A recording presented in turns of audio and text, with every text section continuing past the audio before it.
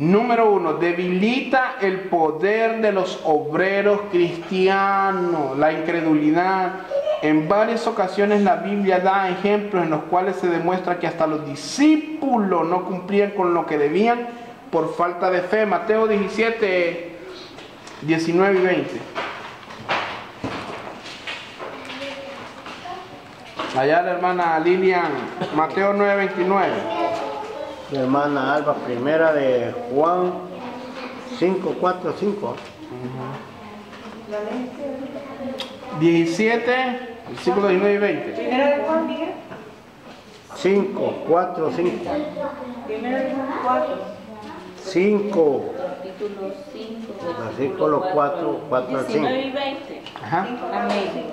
Viniendo entonces los discípulos a Jesús aparte, dijeron: ¿por qué nosotros no pudimos echarlo fuera? Jesús les dijo: por vuestra poca fe, porque de cierto os digo que si tuvierais fe como un grano de mostaza, diréis a este monte: pásate de aquí allá, y se pasará, y nada os será imposible. Amén. Para Dios todo es posible, pero para el hombre lo posible se mide conforme a la fe. A ver. Mateo 9, 29. Ajá. Entonces le tocó los ojos diciendo: conforme a vuestra fe os sea hecho. ¿Y qué le pasó? Vio, era así, Y los ojos de ellos fueron abiertos, y Jesús les encargó rigurosamente diciendo: mirad que nadie lo sepa. Miren, hay un versículo en un salmo, no lo recuerdo en este momento, que dice: ten misericordia de nosotros, Señor, conforme hemos confiado en ti. No Qué bonito, ¿va? No se acuerda de él. No, pero ahí lo puedo buscar en la... Ten misericordia de nosotros conforme hemos esperado en ti, hemos creído en ti. Entonces hay una condicionante para alcanzar estas cosas. La fe se ve la fe. ¿Se ve por qué? Porque usted, cuando hay tormentas, hay problemas, y usted está tranquilo, dice la Biblia que el justo estará confiado como un león. ¿Ha visto usted algún león nervioso? No lo creo, aquel de la historia aquella, ¿verdad? De aquella que había un ojo de un león miedoso, un hombre de hojalata que quería un corazón, creo, y otro que un espantapájaro que quería un cerebro. ¿No se acuerdan cómo se llama esa de Dorothy y el camino amarillo? ¿No es cómo se llamaba? Está como mi mamá que Pero me dice: ¿cómo se llama esa película? fíjate, me dice que ayer en una pulpería oí decirte que se metieron a robar allá arriba, me dice. Ah, le digo yo. ¿Y qué le puedo decir? El que está confiado, le digo, el que acampa. ¿Cómo es? El ángel de Jehová acampa alrededor de los que no sé, imagínense, yo lo paso solo con mis hijas y yo nada me despierto. Así, miren, cuando usted empieza a confiar más en Dios, su vida no es que se vuelve fresco, como dijo papá, vos si sos fresco, dice. No es que sea fresco, pero como dijo, si tu problema tiene solución, porque te preocupa, y si no tiene solución, porque te afanas también. Si no, tan sencillo, te mejor abocarse a las promesas de Dios, confiar en que Él ha hablado, porque dice la Biblia que las promesas en Dios son sí y en Él amén. Amén. Me quiero contar algo. Ayer el pastor Erwin se iba, ¿verdad? Entonces estábamos nosotros teníamos y en eso habla Adita que quería que fuera a orar por una persona a Santa Cruz. Pero vaya, pues voy a hacer el esfuerzo de llevar. Lo llevamos, pero fíjate que Dios no quería, o sea, no lo mandaba a orar por ellos, sino que él quería orar por la familia de Adita. Entonces, lo impresionante cuando la mamá de Adita es católica y Dios le empieza a hablar y a decirle que por la misericordia que tenía con Adita, que le conocía y que lo buscaba. Entonces lo que a mí me impresiona es que el pastor le dice: lea el Salmo 34, y entonces cuando Adita lo empieza a leer, empieza a reírse Adita. ¿Y qué le pasa a Adita? ¿Y qué fue Adita? No, es que ayer dice que estábamos en un problema, que había un problema. Empecé yo a leer ese salmo y exactamente en el versículo 15 yo me detuve, dice, a meditar en él. Y el pastor le estaba dando el mensaje, como Dios diciéndole, mira, esto es lo que estás diciendo y yo te lo estoy confirmando. Amén. Yo les quiero compartir ahorita que cuando empezaron las clases, ¿verdad? Yo vine oyendo por la radio una palabra de un pastor. Jonathan. Y curiosamente ocurrieron eventos, casi todos los temas iniciales eran los que yo venía escuchando, pero Dios reafirmó la palabra, que era palabra importante, la que estaba compartiendo, de que cuando usted dijo, y ¿cómo era que decían? Y se asombró de que eran incrédulos. Entonces en mi mente, Marcos 6:6. en mi mente vino el mensaje que decía, y es Dios, no era el hombre. Y solo lo pensé y después usted lo dijo con sus palabras. Y después, para reconfirmar lo de la moneda, vino el hermano Vidal y habló de la moneda. Y entonces era como, ¿cuánto puede? Yo estaba sonriente, confirmándome la palabra. Funciona. Buenas noches. Muy bien, sigamos porque concluimos que la falta de fe, primera de Juan 5:4-5. Porque todo lo que es nacido de Dios vence al mundo, y esta es la victoria que ha vencido al mundo, nuestra fe.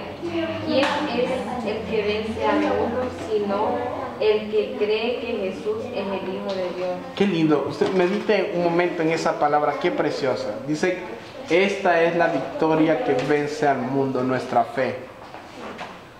Y dice el versículo 5, ¿quién es el que vence al mundo sino el que cree que Jesús es el Hijo de Dios? Porque el mundo anda corre en problemas, en angustias, en tempestades, y el cristiano confiando en el Señor. Como dijo el Salmo, Hay momentos. la frase del Salmo. La misericordia. Ten misericordia de nosotros, conforme hemos confiado en ti, hemos esperado en ti.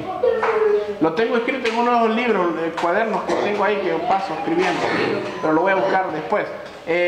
Miren, usted mira la fe de las personas, cuando en medio de la tribulación, de la angustia, y este versículo que estaba leyendo ahorita, el 34:15, habla de eso, claman los justos y Jehová oye, ¿no? Y los libra de todas las maldades, los libra de todas sus angustias. Ese es el Dios que tenemos, hermano.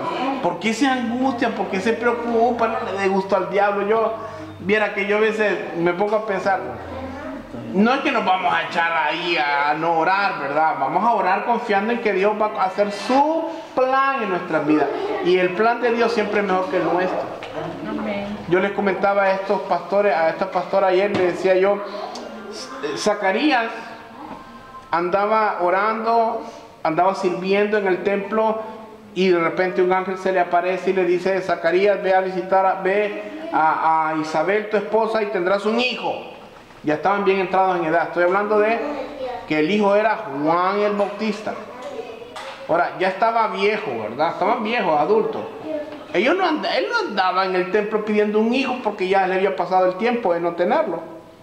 Pero Dios le concede eso en ese momento. ¿Por qué se lo concedió en ese momento y no hacía 20 años antes? Porque hubiera sido demasiado pronto. Si lo hubiera hecho recién casado, no hubiera estado Juan en el tiempo de Jesús. O sea, usted ore y pídale a Dios por las cosas que usted tenga en su corazón, conforme a la voluntad de Dios, pero van a ser en el tiempo de Dios.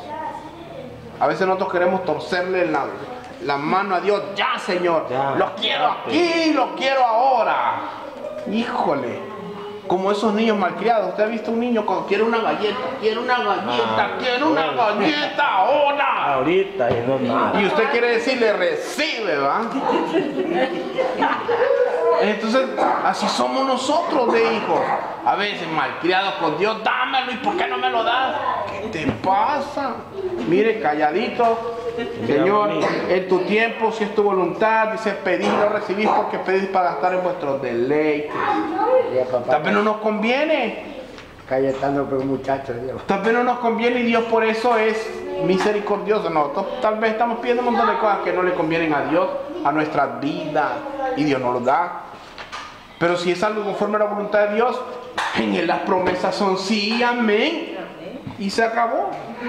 Y dice también que impide, concluimos que la falta de fe es en parte lo que ha impedido que más personas del mundo sean escogidas para servir a Cristo. Impide a la obra de Cristo. Miren qué triste es una iglesia que no cree, hermano. Yo les llamo que ahí son cristianos farsantes, ¿no? Según Marcos 6, 5 y 6, lo que leíamos, ¿verdad? Que, bueno, lo buscó alguien ahí. Amén. Dígalo. Cuando vio pues a Jesús de lejos, corrió y se arrodilló ante él. El 6, ¿no? El 6 también. 5, versículo 6 y... Ah, 6. Cuando vio Jesús, voy a repetir. El 5 es más. Ajá. Y siempre... No, pero es Marcos 5, capítulo 6, versículos 5 y 6.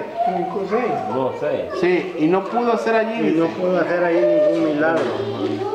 Marcos capítulo 6, versículos 5 y 6. Y no pudo hacer allí ningún milagro, salvo que sanó a unos pocos enfermos, poniendo sobre ellos las manos. Y estaba asombrado de la incredulidad de ellos, y recorría las aldeas alrededor de ellos, Señor. ¿Verdad? Estamos hablando del mismo versículo de ahora.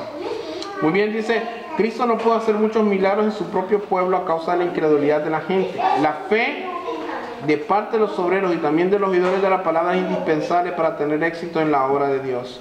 Ahora, otra de las cosas que causa la incredulidad impide que los hombres entren al reino de Dios, y esto debería de ser lo más grave de todo, ¿verdad? Porque no creen al evangelio, no pueden nacer de nuevo. Los israelitas no entraron en el reposo de Dios a causa de su incredulidad. Eso lo leímos cuando hablamos del día del Señor, Hebreos 3:19. De los que vivieron cuando estaba Cristo en la tierra, pocos entraron en el reino de Dios. ¿Cuántos discípulos estaban en el aposento alto? ¿Cuántos? ¿Cuántos habían en el aposento alto? 11. ¿Cuántos? 11. No. A 10. En el aposento, cuando ya estaba regiendo Pentecostés. 120. 120. ¿Y cuántos habían visto el misterio de Jesús? Si Jesús recorrió gran parte de toda la tierra de Israel. ¿Cuántos millones había? Y solo 120. Y solo la tribu de él era como de... No, bueno, casi todos eran Judá, Sí, casi todos eran sí. de ellos. Ahora, todos estos dice que de los que vivieron cuando Cristo estuvo en la tierra, pocos entraron al reino de Dios, pues la mayoría de los judíos permanecieron en incredulidad. El dicho es: el que no cree Ya ha sido condenado. ya ha sido condenado. Esto es así de sencillo. Juan 3:18, el que no cree ya ha sido condenado. ¿Por qué? Por cuanto todos pecaron y están destituidos de la gloria de Dios. Es tan verdadero hoy como lo fue cuando se pronunció por primera vez. Los incrédulos pueden hacerse miembros de una iglesia y muchas veces lo logran, pero no hay lugar para ellos en la iglesia verdadera de Jesucristo. Y esto es algo muy cierto. Usted y yo podemos venir acá, tocarnos el pecho, tirar buenas ofrendas, tirar buenas palabras, buenas enseñanzas y estar podridos por dentro y de pecados. ¿Por qué? Porque realmente no hemos rendido nuestra vida a Dios. Y esa es la realidad.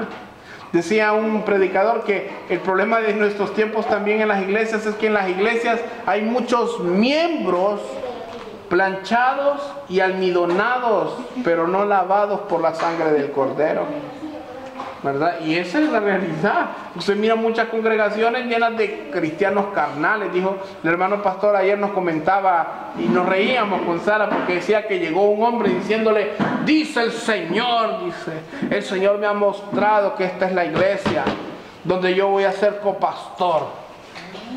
Dios me trajo del sur, creo que era de Choluteca, ¿va? Y me ha mostrado que yo voy a ser copastor suyo, pastor. Y estaba así potón él, ¿va?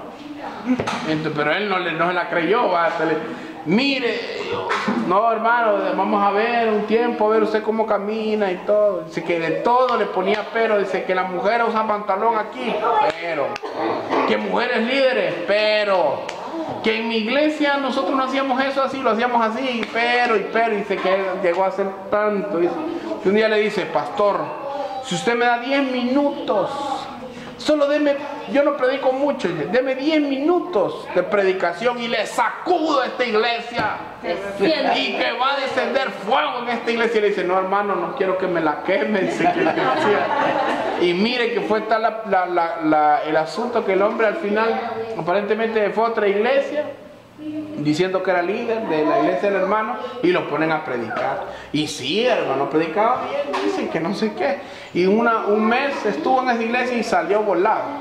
Luego se fue a otro lugar, creo que en Cuyalí era la cosa, y embarazó a una cipota de 14 años. Y luego se fue yendo, pues. Él iba a sacar el demonio. Supuestamente le dijo a la mujer, vente a la casa y yo te voy a sacar los demonios, dice. Y dice, imagínese usted, ¿a qué llega la perversión del pecado y la incredulidad a la hora de que no nos sometemos a la palabra? Y ese es un problema. La iglesia no madura porque no cree la palabra, no ora. Y la Biblia te dice que ores, ¿no oras? Miren, a mí me pega cuando uno ve. Miren, usted tiene que saber cuán importante es la oración, porque cuando usted se pone a orar es ahí donde todo se le revuelve. Que tenés que ir a traerla a la niña de la escuela, que tenés que, qué sé yo, que preparar el desayuno, que tenés que hacer aseo, que tenés que trabajar, y de todo menos de oración. Qué duro. ¿No le ha pasado eso a usted o solo yo? Y uno viene y yo por eso ahorita que estábamos, no quería ni terminar porque estaba tan rico, hermano, la oración. Pero digo yo, no, pues, hermano Pedro, no nos podemos quedar sin la bendición de que hermano Pedro ore, ¿va? Entonces, duró más la administración hoy, ¿verdad? Pero es bonito cuando usted se mete en el río del Espíritu. A veces no es tan fácil, hermano. Uy, a veces uno quisiera, como decía un predicador, que la biografía de Elías la escribió el Espíritu Santo. ¿Ya le contesto yo? No. La biografía de Elías la escribió el Espíritu Santo en la Biblia. ¿Sabe cuál es la biografía de Elías? Elías oró. ¿Y qué pasó? El cielo se cerró por 3 años y medio. Y ese dio juego también. O Elías oró. Esa es la biografía. El Espíritu Santo lo escribió. Qué bonito fuera que nosotros se pudiera decir qué hombres, qué mujeres de oración, qué gente esa, cómo se quebranta con la palabra y con la presencia de Dios. Y somos a veces tan lejanos a eso. Decía la hermana, hay unos hermanos que están en otro nivel, y todos somos hijos de Dios, decía la hermana, pero hay que reconocer que fulano y fulana están en otro nivel.